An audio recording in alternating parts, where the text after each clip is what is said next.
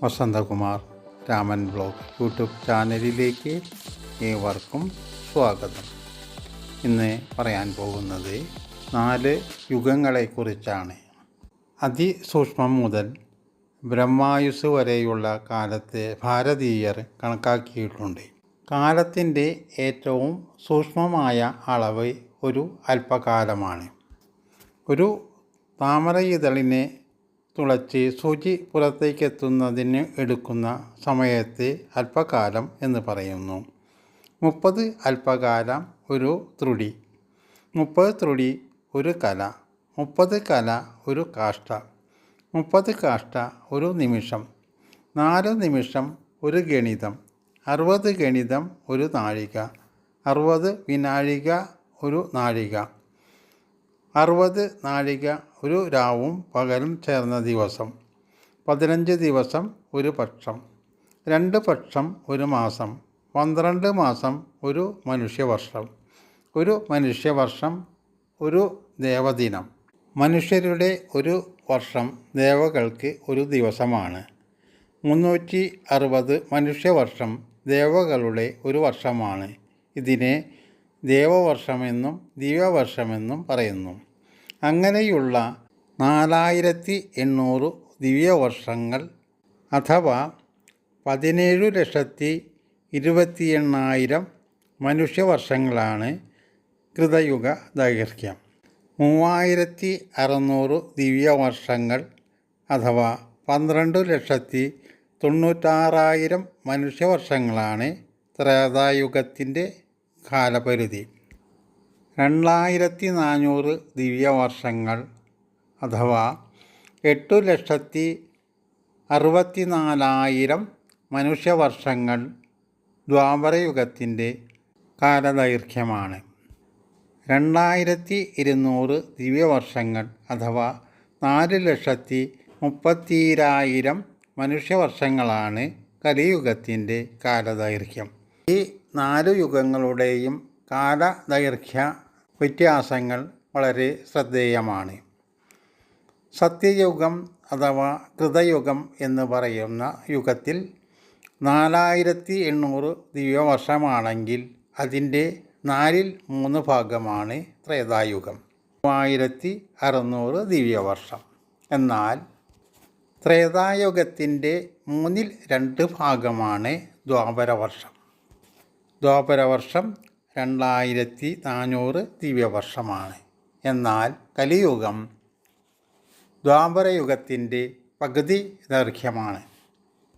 2400 ദ്വാപരയുഗത്തിൻ്റെ പകുതി 1200 ദിവ്യവർഷമാണ്.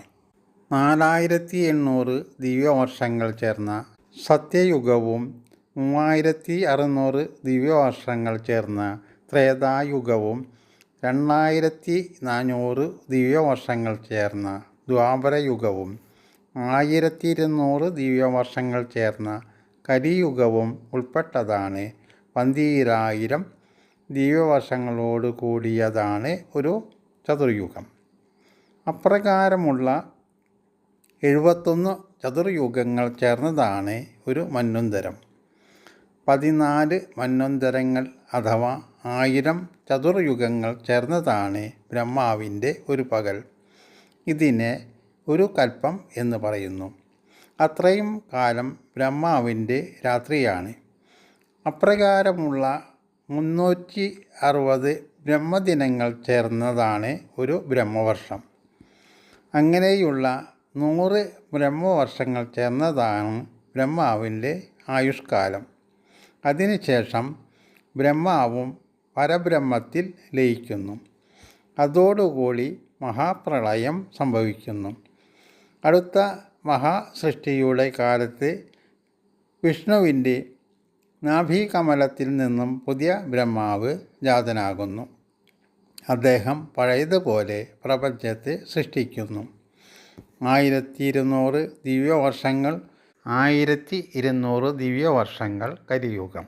1200 ദിവ്യവർഷത്തെ ഇവിടെ ഒരു കല എന്ന സാങ്കേതിക പദം കൊണ്ട് വിവക്ഷിക്കുന്നു.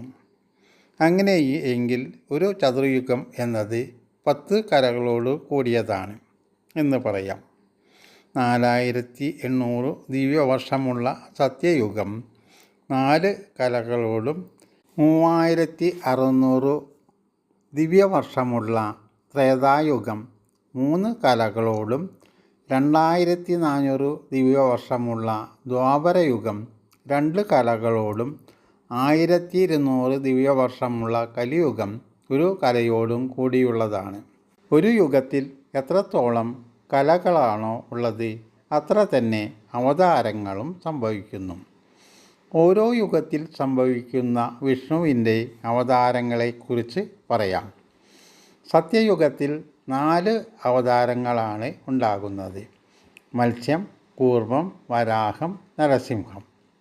ത്രേതായുഗത്തിൽ വാമനൻ, പരശുരാമൻ, ശ്രീരാമൻ. ദ്വാപരയുഗത്തിൽ ബലരാമൻ, ശ്രീകൃഷ്ണൻ. കലിയുഗത്തിൽ കൽക്കി അവതാരമാണ്. ഇങ്ങനെ 4 യുഗത്തിൽ കൂടി 10 അവതാരങ്ങളാണ് മഹാവിഷ്ണു എടുത്തിട്ടുള്ളത്. അതിനെ ദശാവതാരം എന്ന് പറയുന്നു. നിങ്ങളുടെ വിലയേറിയ അഭിപ്രായങ്ങൾ കമൻറ്റ് ബോക്സിൽ രേഖപ്പെടുത്തുക.